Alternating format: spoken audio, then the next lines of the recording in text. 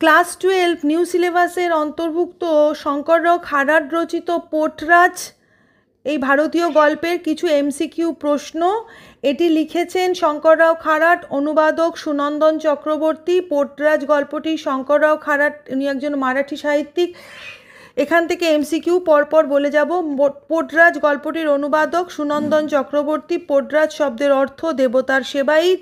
গ্রামের পোর্টরাজের নাম দামা। পোর্টরাজ গল্পের কাহিনী কোন মাসের? আষাঢ় মাসের। পোর্টরাজের স্ত্রীর নাম দ্রুপদ। মারি আই দেবীর কপালে কি দেওয়া হতো? হলুদ, কুমকুম।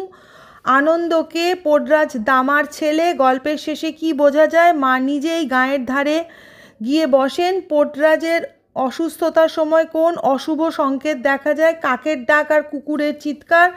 শঙ্কররাও খাড়াট কে ছিলেন? একজন সমাজ সংস্কারক। শঙ্কররাও খাড়াট কার দ্বারা অনুপ্রাণিত হন? V.R. আম্বেদকর। শঙ্কররাও খাড়াট কোন ধর্মে ধর্মান্তরিত হন? বৌদ্ধ ধর্ম।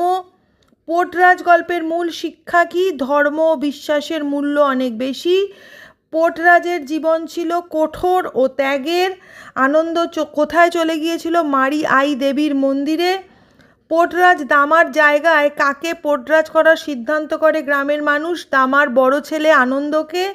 গল্পের শেষে আনন্দ কি অনুভব করেছিল? আত্মত্যাগ এবং কিন্তু নিঃস্বতা।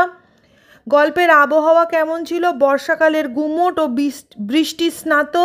পোর্টরাজ মূলত বংশানুক্রমিক। পোর্টরাজরা দেবীর সিংহাসনটি বহন করত পিঠে বা মাথায়। পোর্টরাজদের দেবী সিংহাসনের মন্দিরটি তৈরি হতো কাঠ দিয়ে।